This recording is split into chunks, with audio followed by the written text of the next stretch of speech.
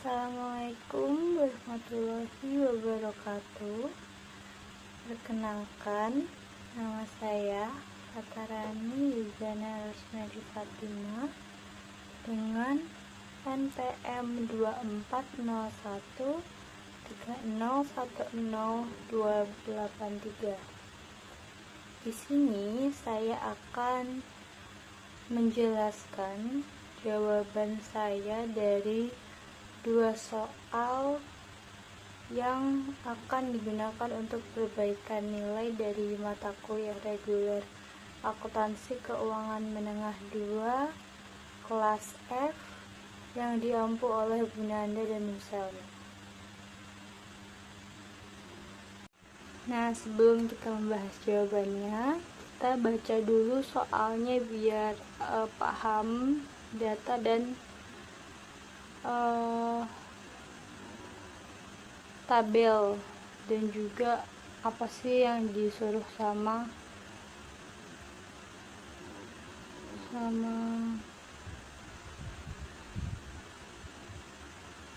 soal pertama ini gitu.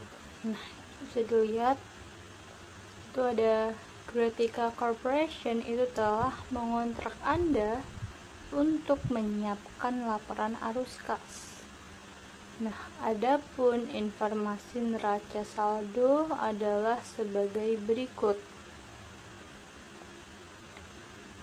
Desember 2021 tabelnya itu ada yang untuk 2022 dan 2021. Bisa dilihat, kita mulai dulu dari akun pertama ada kas, itu bisa dilihat untuk tahun 2022 dulu sebesar 58.500. Kemudian untuk tahun 2021 adalah sebesar 23.000. Kemudian ada akun piutang sebesar untuk yang tahun 2022 itu sebesar 12.250. Kemudian untuk yang tahun 2021 itu ada sebesar 10.000 untuk akun piutangnya nominalnya. Kemudian di bawahnya lagi ada persediaan. Untuk tahun 2022 itu ada persediaan 12.000, dan untuk tahun 2021 itu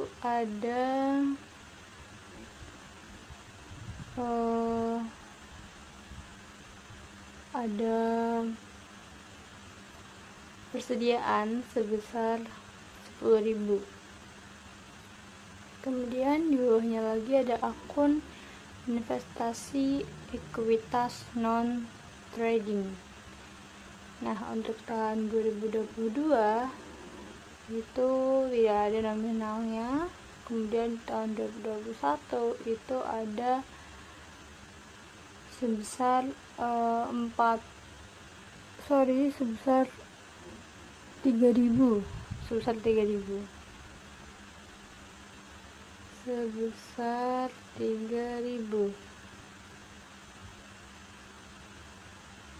Ya, 3.000 ya. Nah, kemudian kita lihat di bawahnya ada akun gedung. Untuk tahun 2022 itu tidak ada nominalnya. Kemudian untuk tahun 2021 itu ada nominalnya sebesar 29.750. Nah, bergeser dulunya lagi ada peralatan itu sebesar 40.000 untuk tahun 2022, dan untuk tahun 2021 itu sebesar 20.000 untuk peralatan. Kemudian bawahnya lagi ada hak cipta sebesar 5.000 untuk tahun 2022, dan untuk tahun 2021 itu adalah 5.250, yang mana total dari 2022 totalnya totalnya adalah 127.750.000, dan untuk tahun 2021 totalnya itu adalah 101.000. Nah, kemudian kita lihat lagi bawahnya, yang tadi itu aset ya, aset yang di bawahnya ini adalah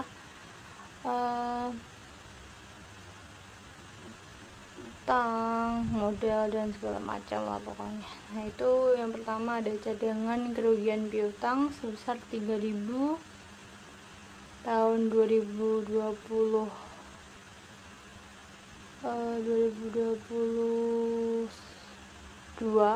dan untuk tahun 2021 itu 4.500. Nah, untuk akun bawahnya lagi di akumulasi depresiasi peralatan untuk tahun 2022 itu ada 2.000, dan di tahun 2021 ada 4.500.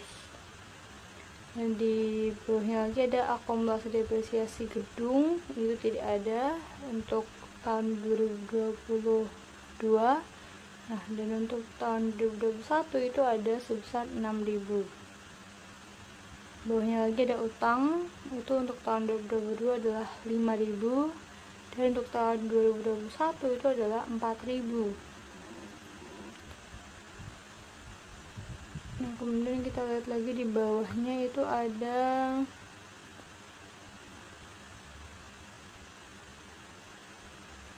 utang dividen, itu tidak ada untuk tahun 2022 dan ada di tahun 2021 sebesar 5.000. Kemudian lihat ke bawahnya ada wesel bayar jangka pendek non trade, itu untuk tahun 2022 itu ada sebesar 3.000, dan tahun 2021 ada sebesar 4.000.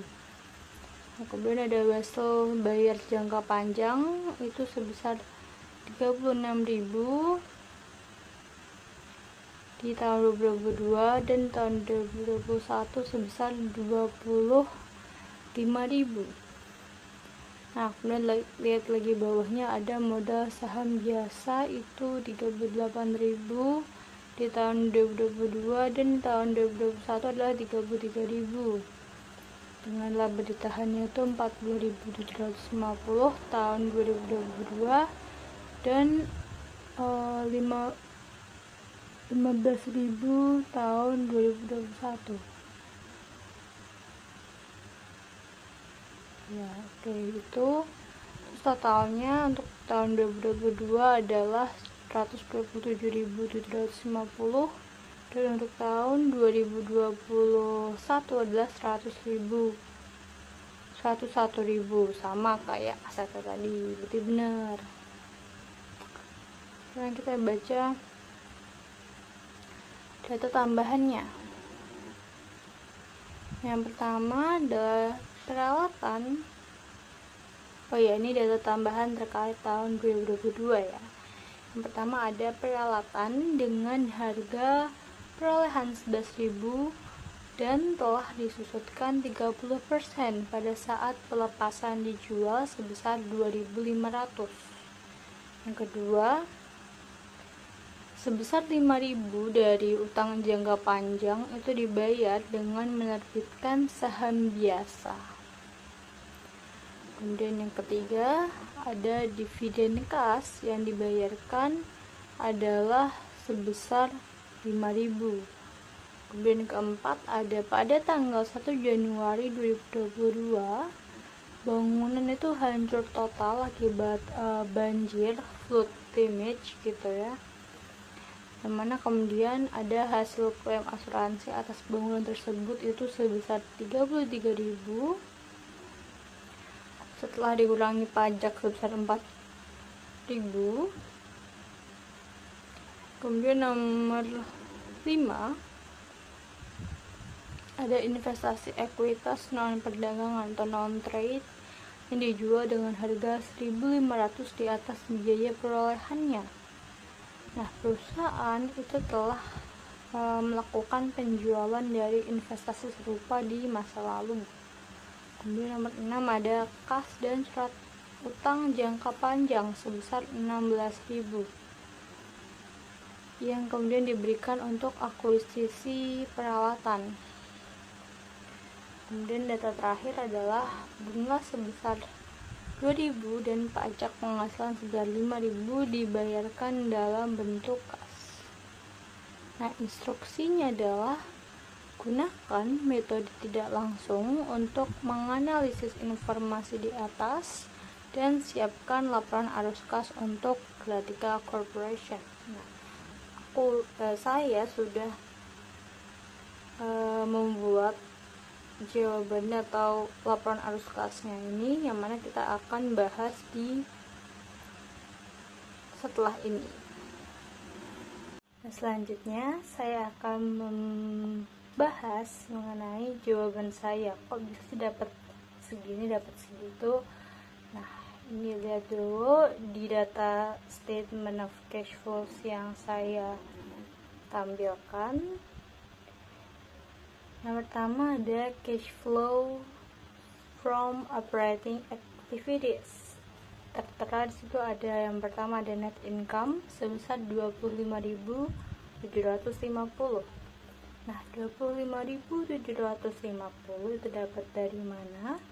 Itu dapat dari laba ditahan 2022. Itu kan di soal udah ada datanya di tabel, itu ada 40.750 yang kemudian dikurangi dengan laba ditahan 2021 yaitu 15.000, sehingga laba ditahan 2022 dikurangi dengan laba ditahan 2021 sehingga 40.000 dikurangi 40.750 tepatnya dikurangi dengan 15.000 menghasilkan 25.750 atau itu adalah net income. Kemudian kita akan membahas akun-akun di bawahnya. Itu ada adjustment to reconcile net income to net cash provided by operating activities.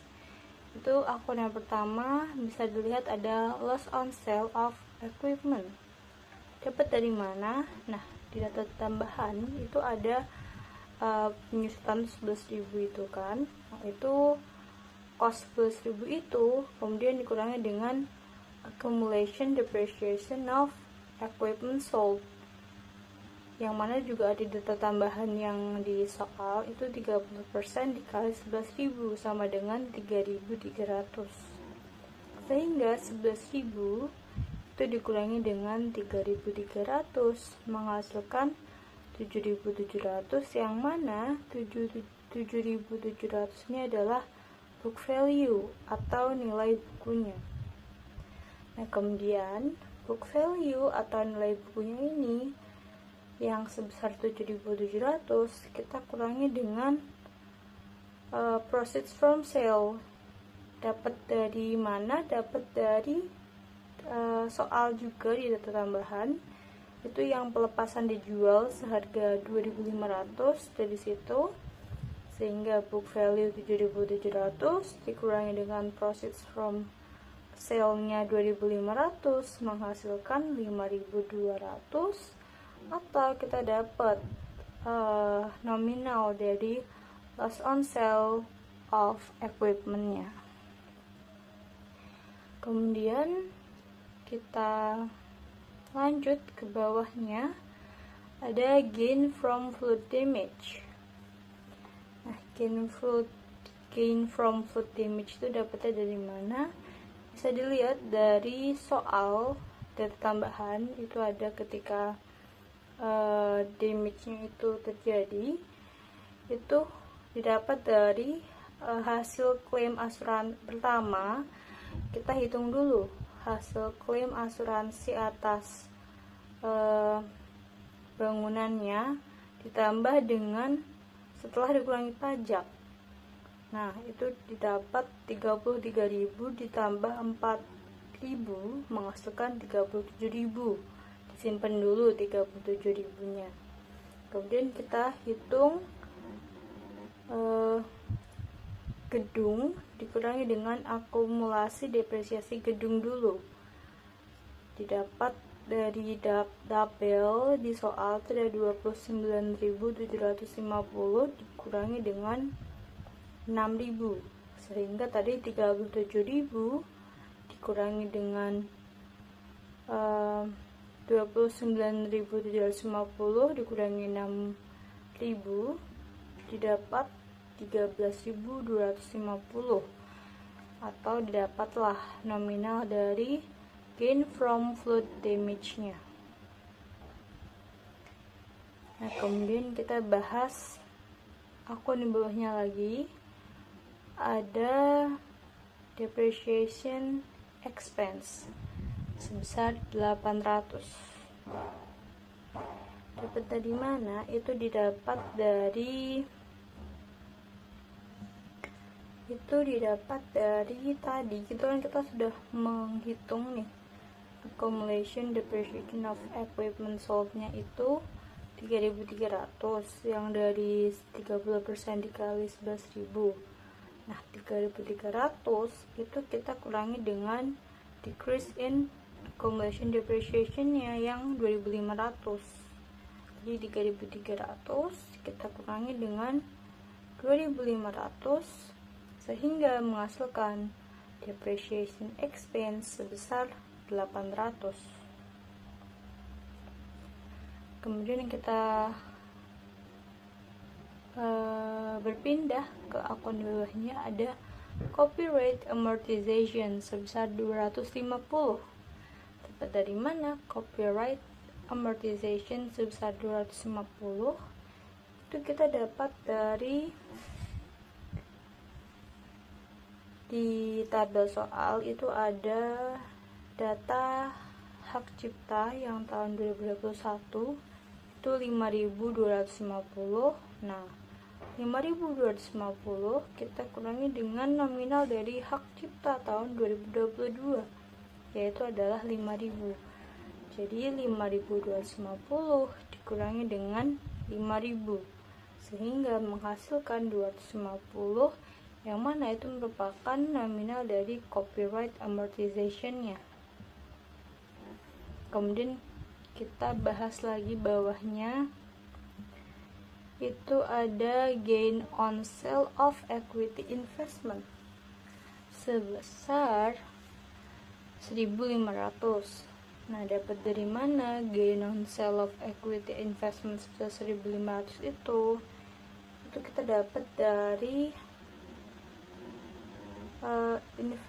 investasi ekuitas yang dijual, yang ada di data tambahan di soal itu kan ada investasi ekuitas yang dijual itu sebesar 1.500. Nah, itu dapat dari situ, sehingga kita langsung dapat tuh nominal dari gain on sale of equity investmentnya. Oke, kemudian kita pindah ke akun di bawahnya. Oke, di bawahnya kita bisa lihat ada increase in accounts receivable net, atau net itu neto berarti ya. Increase in accounts receivable, kita bisa 3.750. Dapat dari mana 3.750? Padahal kalau kita lihat itu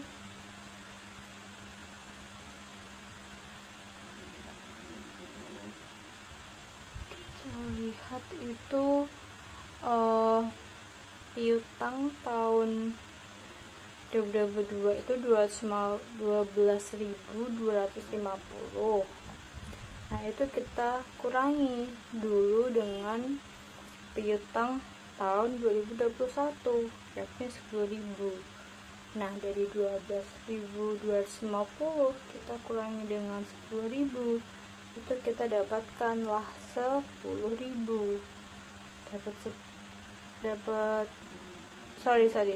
2.250 kan dikurangi, jadi kita dapat 2.250, yang mana kita hitung lagi dulu cadangan kerugian piutang tahun 2022 dikurangi dengan cadangan kerugian piutang 2021, sehingga kita dapat 4.500 itu dikurangi dengan 3.000.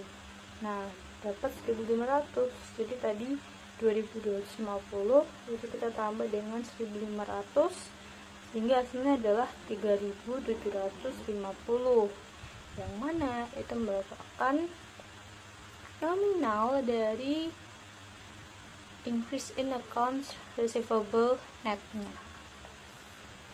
Kemudian kita bahas bawahnya, itu ada increase in inventory, ada kenaikan di inventarisnya ya. Kita lihat dulu kita balik ke data di soal, itu ada persediaan tahun 2022 sebesar 12.000. Kemudian kita lihat di persediaan tahun 2021 itu ada nominalnya 10.000, yang mana ketika dikurangi itu hasilnya adalah 2.000. Nah, dapat dari mana? Ya dapat dari situ, 2.000 jadinya increase in inventory-nya. Nah, habis itu kita digeser di akun di bawahnya ada increase in accounts payable sebesar 1.000. Dapat dari mana itu? Itu dapat dari akun utang di soal. Bisa dilihat itu di tahun 2022 kita kurangi dengan utang 2021. Nah, itu kan yang 2022 itu adalah 5.000, kita kurangi dengan 4.000 sama dengan 1.000. Itulah asal muasal nominal increase in accounts payable-nya ditemukan, jadi sebesar 1.000. Nah, kemudian kita hitung semua total dari adjustment to reconcile net income to net cash provided by operating activities-nya dengan menjumlahkan loss on sale of equipment sebesar 5.200, kemudian gain from food damage 13.250 ini kredit gitu ya.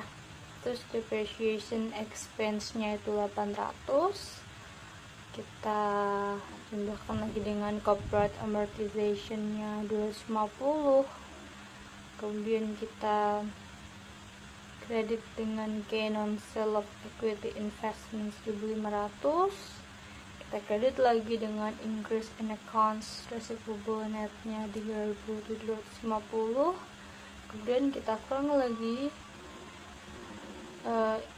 dengan increase in inventory-nya 2.000, dan kita kurang lagi, kita kreditin gitu ya, kita kredit, kita kurangi lah pokoknya dengan akun increase in accounts payable-nya.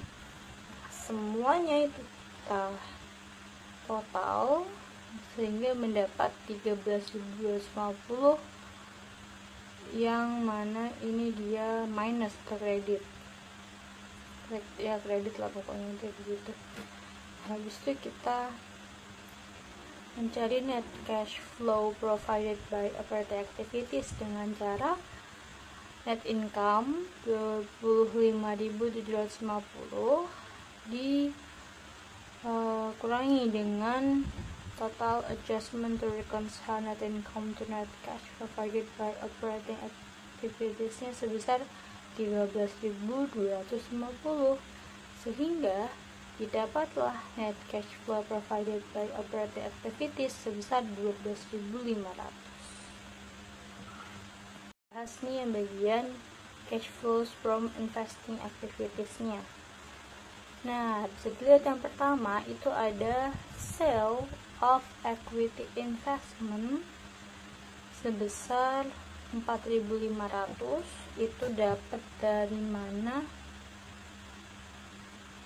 Dapat dari penjualan investasi ekuitas yang di tadi tambahan itu kan salah deh. Oh iya benar 1.500.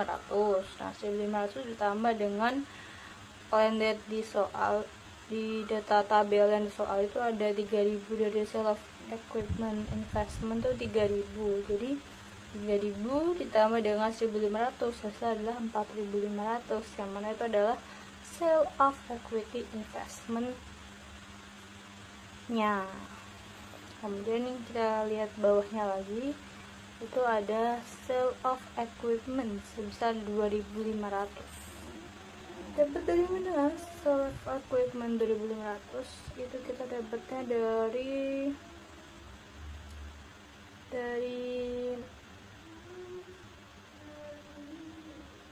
pelepasan itu yang tadi, pelepasan yang data yang nomor 1 itu, yang data tambahan nomor 1 itu kan yang perawatan itu dari 500. Nah dari situ.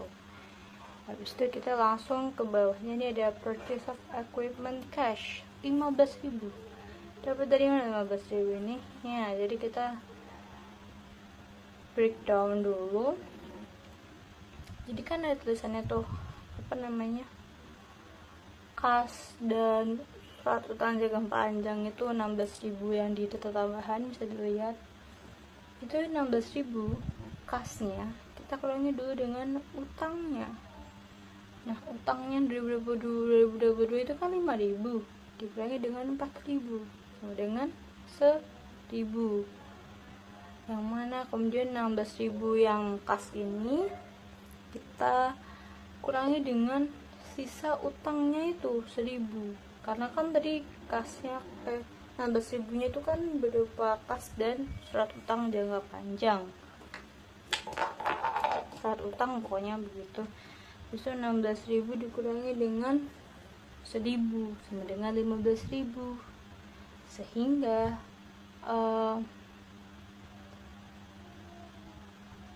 purchase of equipment cashnya itu adalah 15.000.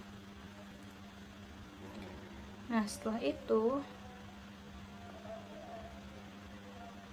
kita lihat bawahnya lagi, ada proceeds from flood damage to building.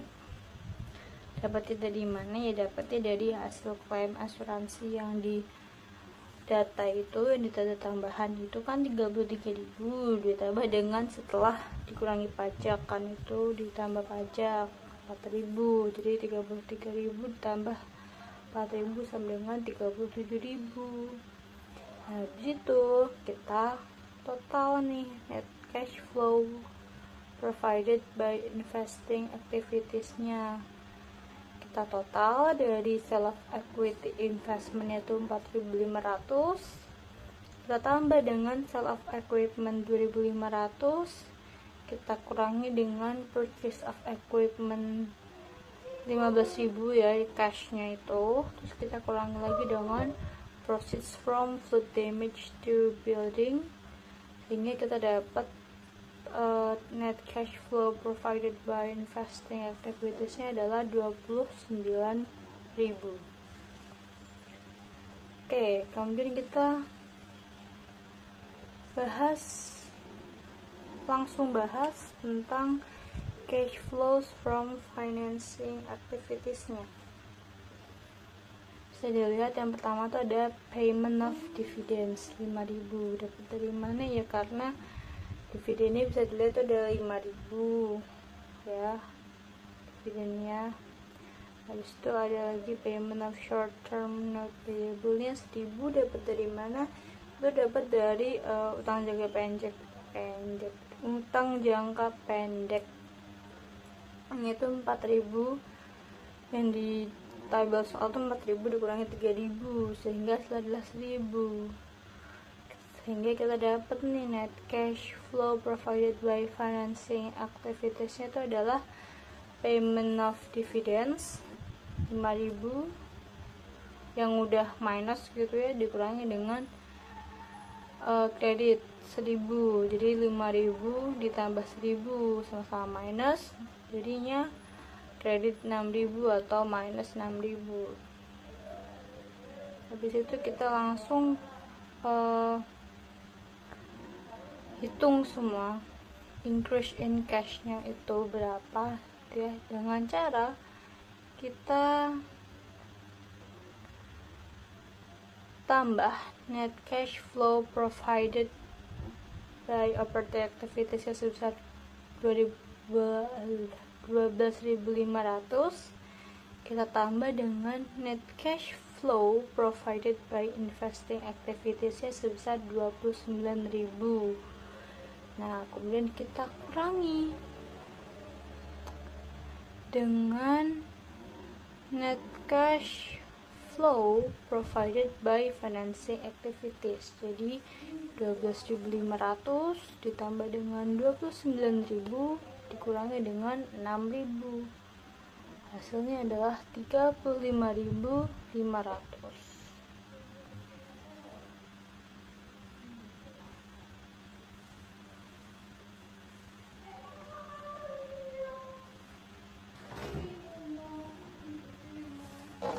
Nah, habis itu kita lihat di akunnya ini. Yang pertama ada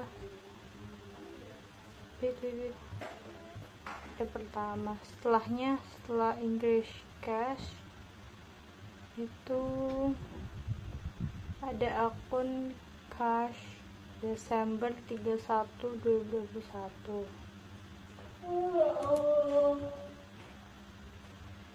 Itu dapat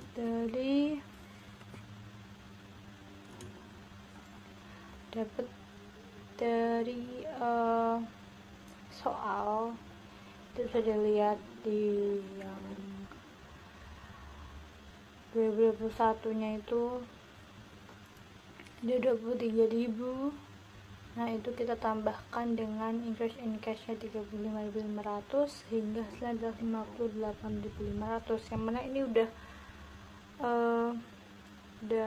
sesuai dengan data yang ada di tabel ada di soal 58.500 yang tahun 2022.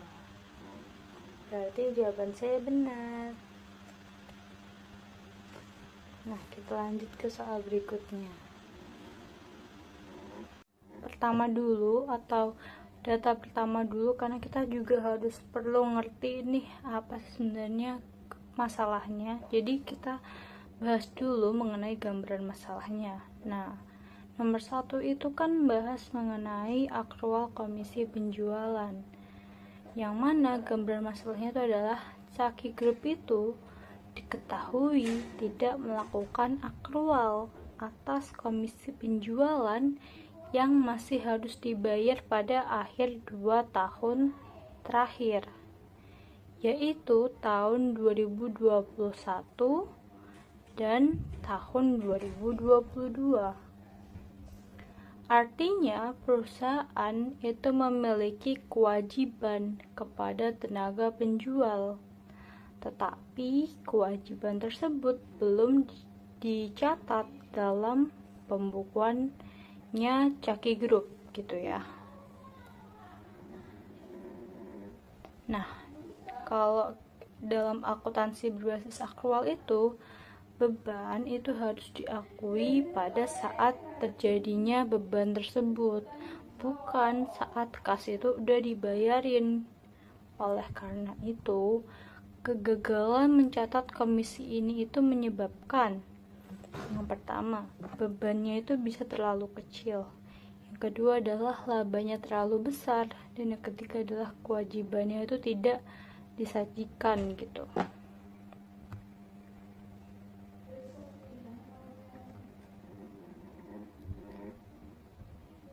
kita lihat ke data yang diketahuinya, itu ada komisi per 31 Desember 2021 sebesar 6.500.000 yen. Kemudian ada komisi per 31 Desember 2022 sebesar 5.500.000 yen. Nah, jadi komisi tahun 2021 itu berkaitan dengan periode yang lalu ya. Jadi kesalahannya ini udah mempengaruhi laba 2021. Oleh karena itu, koreksinya ini nggak boleh masuk ke laba 2022. Jadi caranya gimana? Caranya adalah koreksinya itu dilakukan melalui retained earnings.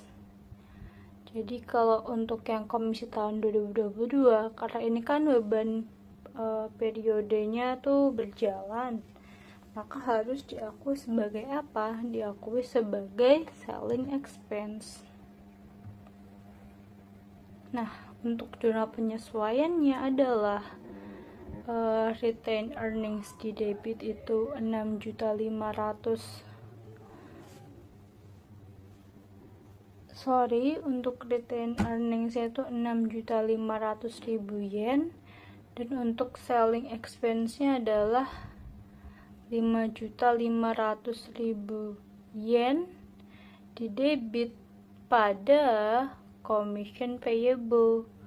Yang dikredit, commission payable itu dikredit sebesar 12 juta yen.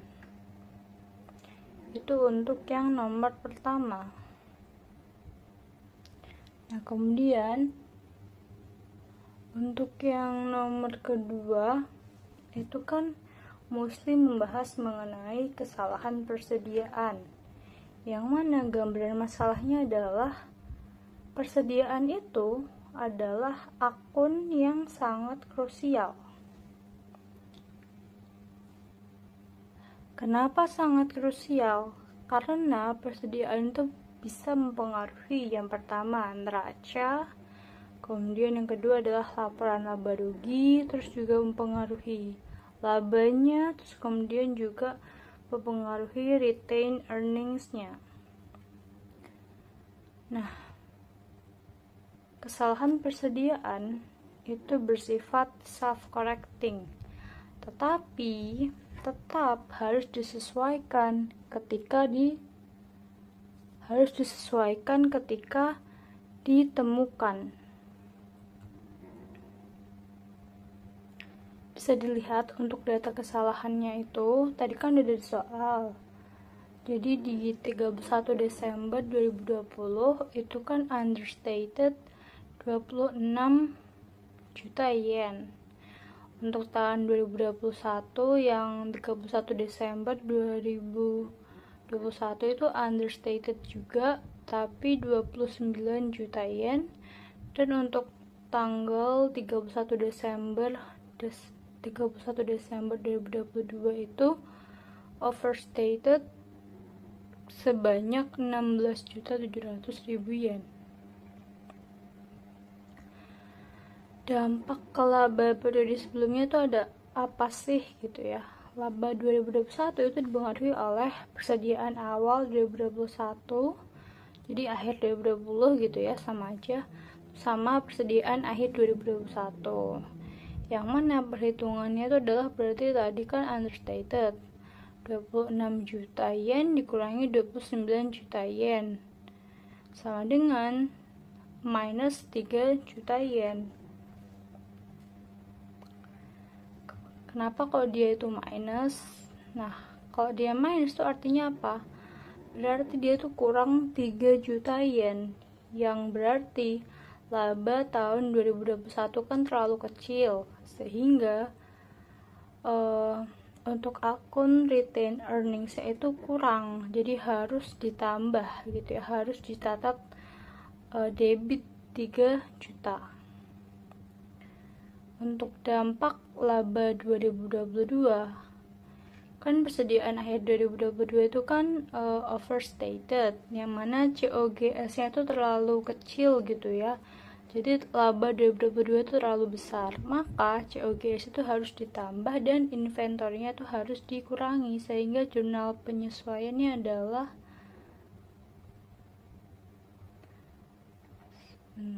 untuk jurnal penyesuaiannya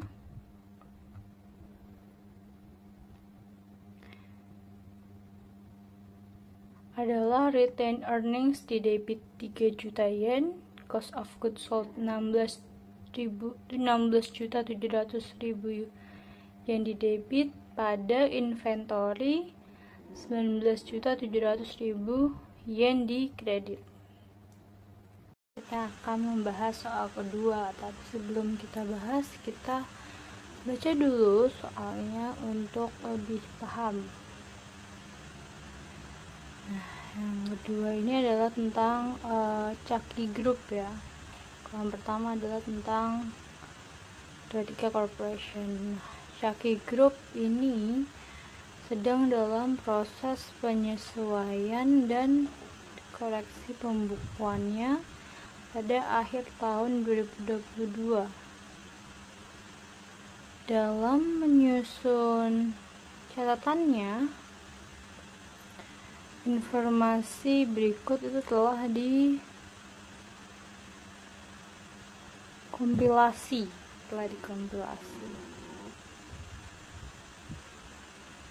Yang pertama, Chucky tidak melakukan aktual atas komisi penjualan yang masih harus dibayar pada akhir masing-masing dari 2 tahun terakhir sebagai berikut. Yang pertama ada Desember 31 2021 sebesar 6.500.000 yen. Dan yang kedua ada Desember 31 2022 sebesar 5.500.000 yen. Kemudian data kedua ada dalam meninjau persediaan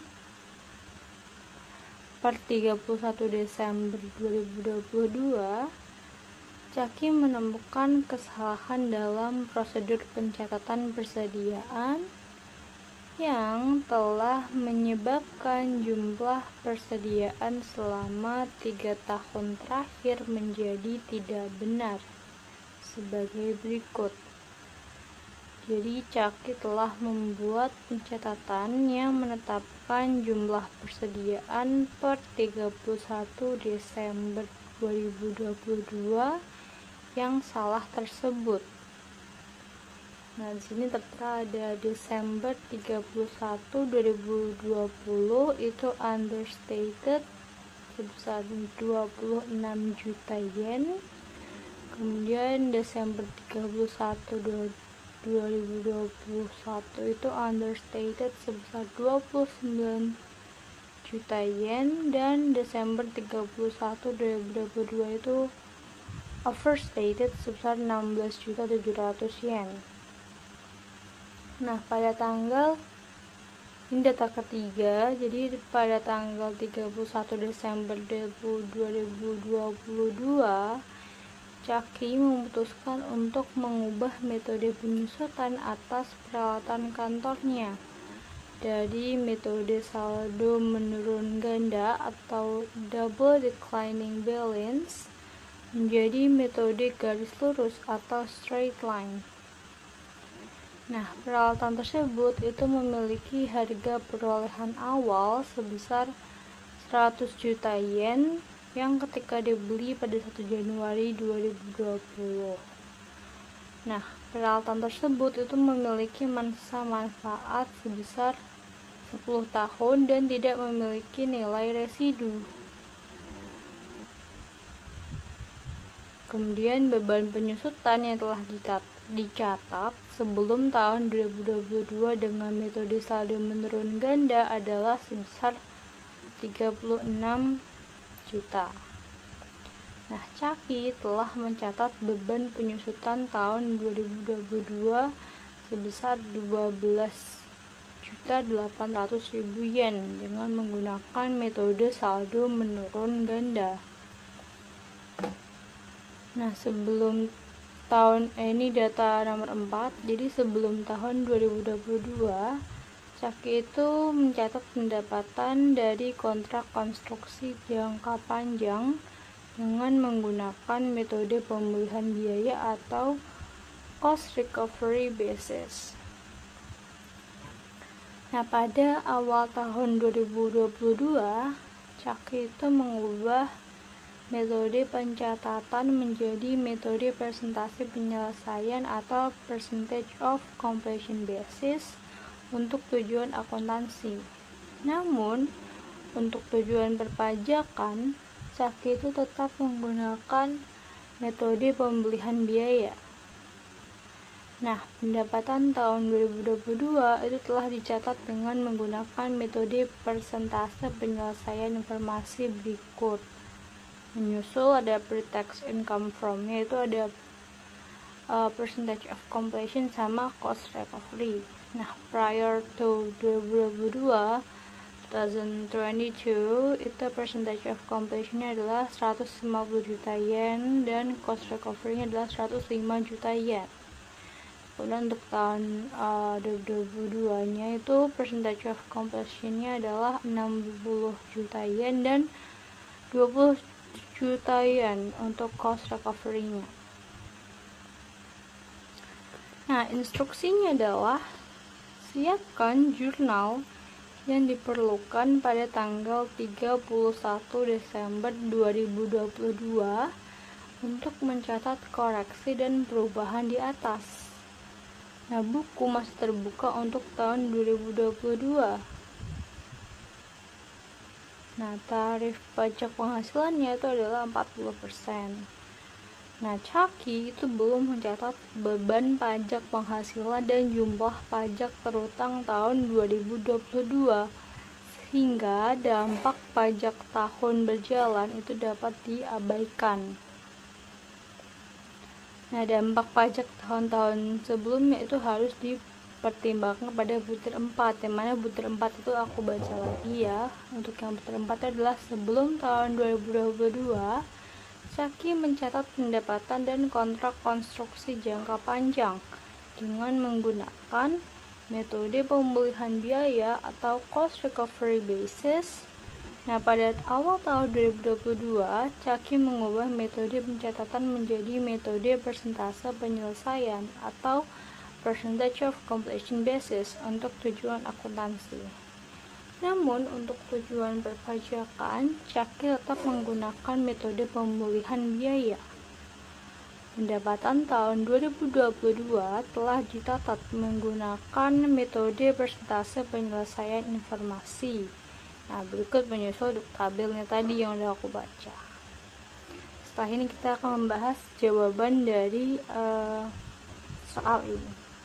Selanjutnya kita akan membahas jawaban saya yang nomor 2. Sebelum itu kita harus tahu nih apa sih sebenarnya yang dibahas di sini. Nah, jadi inti dari soalnya itu adalah pada akhir tahun 2022 Caki Group itu sedang melakukan proses penyesuaian dan koreksi atas pembukuannya.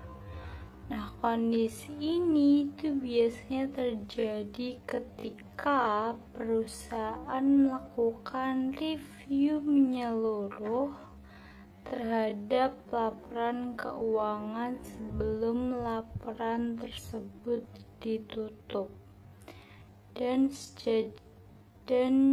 disajikan secara final.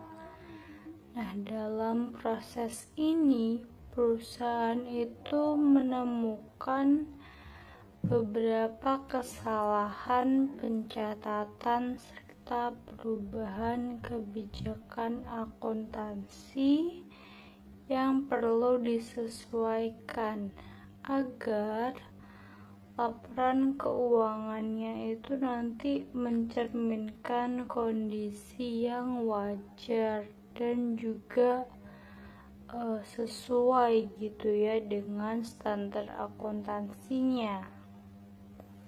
Nah, di sini itu terdapat 4 permasalahan utama yang harus disesuaikan. Yang pertama, itu adalah komisi penjualan yang belum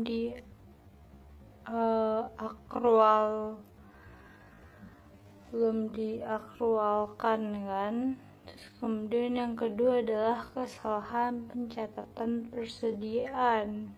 Kemudian yang ketiga adalah perubahan metode penyusutan, dan yang keempat adalah perubahan metode pengakuan pendapatan kontrak jangka panjang. Nah, keempat permasalahan itu ya, keempat hal ini itu memiliki perlakuan akuntansi yang berbeda-beda, sehingga penting untuk kita tuh memahami dulu karakter masing-masing kasus sebelum membuat jurnal penyesuaiannya. Sekarang kita akan membahas yang nomor 3, yaitu perubahan metode penyusutan. Jadi kan Caki itu, gambaran masalahnya adalah Caki itu mengubah metode penyusutan dari double declining balance menjadi straight line, yang mana menurut standar akuntansi perubahan metode penyusutan itu dianggap sebagai perubahan estimasi, bukan kesalahan atau juga perubahan prinsip. Nah, konsekuensi akuntansinya adalah gak boleh mengoreksi masa lalu dan tidak boleh menyentuh akun retained earnings, yang mana perhitungannya adalah harga perolehan 100 juta yen itu akumulasi sampai dengan 2021 36 juta yen, dikurangi 100 juta yen dikurangi 36 juta yen, mendapat nilai buku awal 2022 adalah 64 juta yen. Nah, untuk sisa umurnya adalah kan 10 tahun dikurangi dengan 2 tahun kan, berarti 10 kurangi 2 sama dengan 8 tahun sisa umurnya. Nah, untuk depresiasi straight line-nya adalah 60 juta yen itu dibagi dengan 8 tahun sama dengan 8 juta yen. Karena udah dicatat ya, untuk double declining balance itu kan 12.800.000. Kelebihan beban tuh 4.800.000, yang mana jurnal penyesuaiannya adalah accumulated depreciation-nya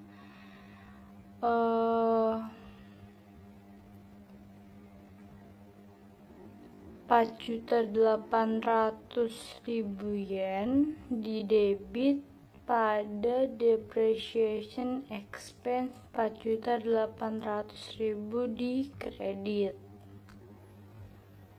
Nah, kemudian kita membahas mengenai nomor 4. Itu kan mengenai perubahan metode kontrak jangka panjang.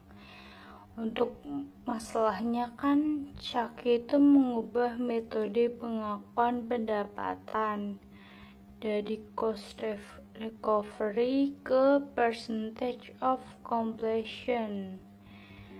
Nah, ini tuh adalah perubahan prinsip akuntansi, sehingga harus diterapkan retrospektif. retrospektif. Untuk data pendapatannya kan untuk prior 2022 atau sebelum 2020 itu adalah POC 150 juta yen dan cost recovery-nya 105 juta yen.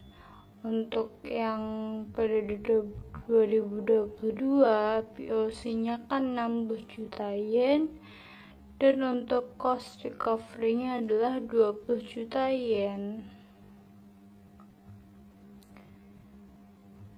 Berarti selisih labanya adalah 150 juta yen dikurangi dengan 105 juta yen sama dengan 45 juta yen.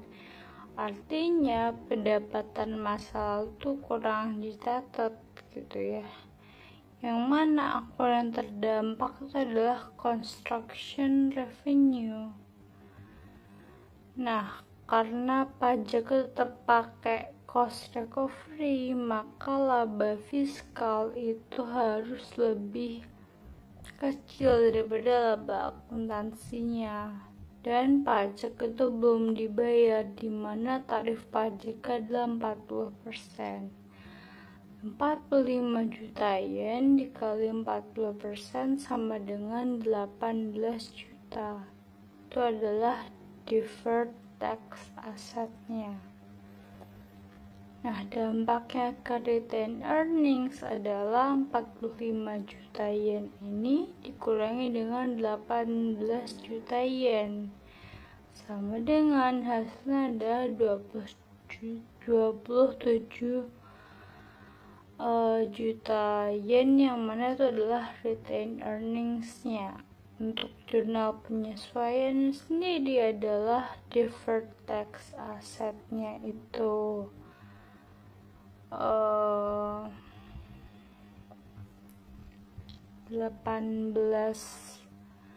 juta yen. Kemudian untuk retained earnings-nya itu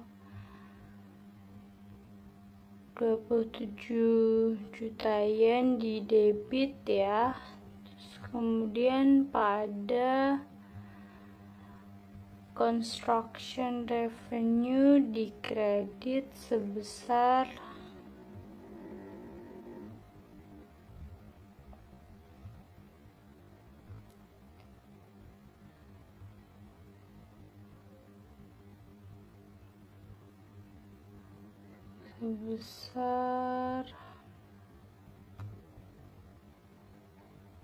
45 juta yen. Sekian dari presentasi penjelasan perbaikan nilai EAS AKM 2 dari saya.